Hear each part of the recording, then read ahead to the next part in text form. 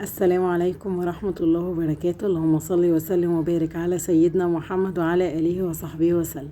عاملين ايه يا اجمل ناس في الدنيا، يا اجمل اخواتي، يا اجمل متابعين، يا كل حاجة ليا في الدنيا دي كلها. عاملين ايه؟ يا رب تكونوا بخير وبصحة دايما. هنعمل النهاردة مع بعض بقى ايه؟ اوضه الانتريه. عايزه اقول لكم مكركبه جدا، الاولاد مقطعين ورق وجرايد ومبهدلين، وكانوا بيلعبوا باللعب بتاعتهم وحاجه كده، يعني بصراحه صعبه جدا. قلت خلاص اعمل معاكم اوضه الانتريه واسلم عليكم عشان انتوا وحشتوني كتير كتير. ربنا يديمكم في حياتي نعمه يا رب، اللهم امين يا رب العالمين، ويكبر بخاطركم كده ويساعدكم وتفضلوا في حياتي دايما كده وتسعدوني بوجودكم معي. اللي لسه اول مره يشوف القناه عندي، فضلا الاشتراك عشان كده تنوروا وتشرفوا القناه، وانتوا اللي لسه دخلتوا عندي جديد، وكمان كل الناس الحلوه القمر العسل اللي موجوده عندي من الاول، كلكم كده ربنا يسعدكم ويكبر بخاطركم، وكلكم كده منوريني ومشرفيني، ووجودكم كده على راسي. ربنا كده يديمنا كده في حياه بعض دايما، والقناه تكبر بوجودكم معايا.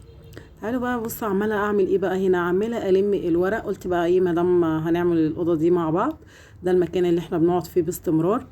هنا المكان مكركب جدا. قلت بقى عشان اكنس او انفض او اروق او كده، او الم الكركبه دي، احنا هنرتبها يعني مع بعض او هنروقها مع بعض.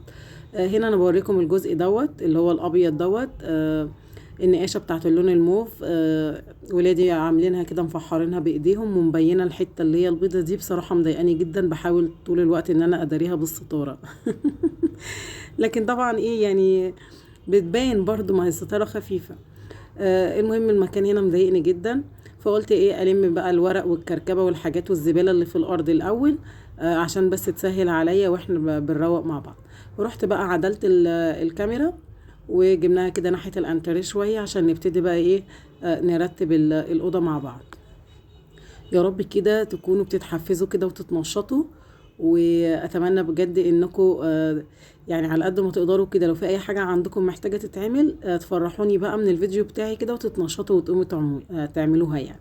انا عارفه ان انتوا ستات شاطره، ستات قمر كده وعسل ونشيطه لوحدها، بس احنا برضو بنشجع بعض. انا بتشجع لما بحب يكون في حاجه عندي كده، اتشجع واقوم اعملها واصورها معاكم كده، بتشجعوني يعني من جوايا، بيبقى عندي حافز كده ونشاط من جوايا ان انا اقوم اروق المكان ده عشان هصوره ليكم. كمان انتوا كمان تقدروا تتنشطوا مني لما تشوفوا الفيديو. يعني انا اتنشط عشان اصور لكم، وانتوا تتنشطوا علشان بتشوفوا الفيديو، واحنا كده الاتنين بنشجع بعض. وكل اخواتي طبعا اللي موجودين معايا، كل اخ يعني. اتمنى بقى كل 3/4 الموجودين عندي مغتربين، ودايما يقولوا لي احنا يعني بنحب فيديوهاتك، بنستفاد منها فعلا، وبنحب ان احنا نتنشط منها. فاتمنى ان الفيديو يعجبكم كلكم النهارده، لكل اخ واخت. هنا بقى انا بدور على المخدات مش لاقياها، فانا لسه كنت بزعق وانا بروق المكان، وعماله اقول فين المخدات. فراح ابني قال لي المخده الكبيره اهي، فرحت قلت له هاتها، فانا والهاني كنا بنهزر مع بعض. تعالوا بقى هنا، انا كنت بدور على المخده الصغيره شمال ويمين، لقيته بيقول لي يا ماما كمان الصغيره هنا. اداني، وقعت في الارض، ما عجبنيش الوضع. والله العظيم قلت له لا خدها وادهاني تاني عشان تيجي في ايدي، ما عرفتش القطها حلو. فبقول لكم هنا الدنيا تمام، ان انا خلاص كده ايه، رتبنا الانتريه. الدنيا اصلا محتاجه ايه، ان هي تترتب بس، او تتكنس يعني، مش محتاجه يعني ايه حاجات كتير. فالمهم خدت بقى من ولاد من ابني يعني المخدات، ورتبنا كمان الكنبه. وهنبتدي بقى ان احنا ايه، انا مش عايزه اكنس بقى النهارده من على الوش. قلت اشيل بقى السجاده خالص، اللي خلينا نكنس بقى السجاده، اتنشط كده واشيل السجاده خالص.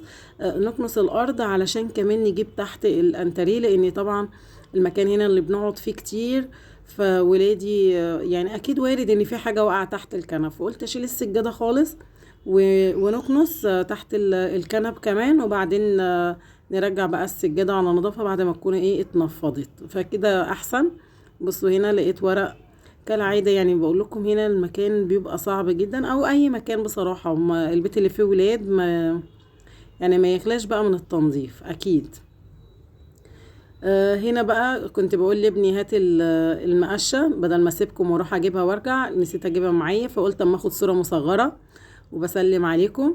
صورة مصغرة يعني الصورة اللي هحطها على الفيديو، بس للأسف بعد ما خلصت اكتشفت ان الكاميرا كانت بعيدة، وان الصورة هتبقى بعيدة قوي قوي، فما خدتهاش. المهم قلت بقى ايه، ابني جاب المقشه وقلت بقى ان انا اكنس. بصوا انا بكنس يا جماعه ايه اللي طلع من تحت الكنب. ده طبق، ودي مناديل مبلله. شفتوا؟ في حاجه كمان خروشت في المقشه، فببص لقيت كمان في طبق تاني. شايفين؟ كل ده يعني ما تستغربوش، يعني زي ما قلت لكم البيت اللي فيه ولاد لازم تتخيلوا اي حاجه، يعني حاجه لو مش على بالكم برضو لازم تتخيلوها. انا اتصدمت لما لقيت اطباق تحت الكنبه كده، اكيد كانوا بياكلوا حاجه وزقوا زق تحت الكنبه. بس بقفشهم وانا بروق بقى. بس طبعا هم اطفال صغيره 2 و3 سنين، فمش هنعتب عليهم دلوقتي، لما يكبروا شويه بقى نتعامل معاهم.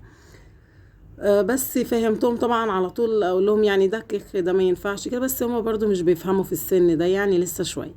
فالمهم كان ضروري جدا ان انا اشيل السجاده من مكانها، وان انا افرش السجاده على نظافه. فكان لازم ان انا اكنس واكنس تحت الكنب وننفض السجاده كده، وبعدين نرجع نفرشها ايه على نظافه. شايفين كميه الورق؟ انا حبيت ان انا اكنس بقى على جوه شويه، بحيث ان الكاميرا تجيب الحاجات اللي بتطلع او التراب او الورق والكلام ده، عشان اوريكم. شوفوا قد ايه المكان، بصوا طالع منه ايه، والله العظيم مش هتصدقوا ان المكان ده تقريبا بيتعمل كل شويه وكل يوم.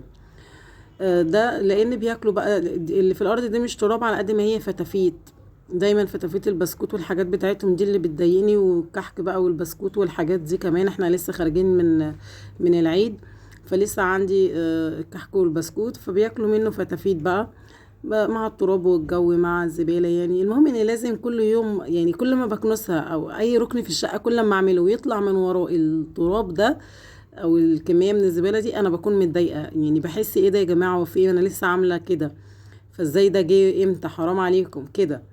فاللي هم بيضايقوني، بس ارجع اقول خلاص هعمل ايه، يعني اولاد ربنا يبارك فيهم.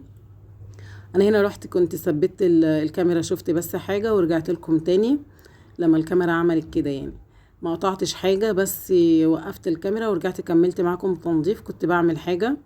وهنا جبت السجادة، ورحت غيرت مكان الكاميرا خالص عشان تشوفوا السجادة بقى وتشوفوا المكان نفسه بعد ايه التنظيف. غيرت مكان الكاميرا خالص، لكن قطع من الفيديو ما قطعتش اي حاجة خالص. كل حاجة عملتها معاكم، ما فيش اي حاجة اتقطعت من اول التنظيف لاخره. الفيديو كامل، روقت معاكم الأوضة كاملة، ما خدتش معايا الحمد لله من 10 دقايق تقريبا، مش اكتر من كده. اللي بيصوا الفيديو 8 دقايق ونص. انا ايه الحاجات اللي انا قلت لكم عليها دي اللي هي اتقطعت، اللي هو ايه دخلت الفيديو لما قفلت معاكم الفيديو في النص كده، لما ثبت الفيديو عشان اجيب حاجة زي ما قلت لكم، رجعت لكم تاني. يعني حاجات بسيطة جدا جدا، ما تكملش دقيقة. يعني الفيديو كان اقل كمان من 10 دقايق، يعني الحاجات دي خفيفة خالص، فعادي ان هي تتحذف، مش مفيدة للفيديو. انما الفيديو كله او التنظيف زي ما انتم شايفين الفيديو من اوله لاخره كامل معاكم، مفيش فيه اي حاجة اتقطعت في التنظيف. كنست معاكم وشلت السجادة معاكم ورجعتها تاني معاكم، وكنسنا تحت الكنب ورتبت. اتمنى الفيديو يكون عجبكم، وشكرا ليكم والسلام عليكم.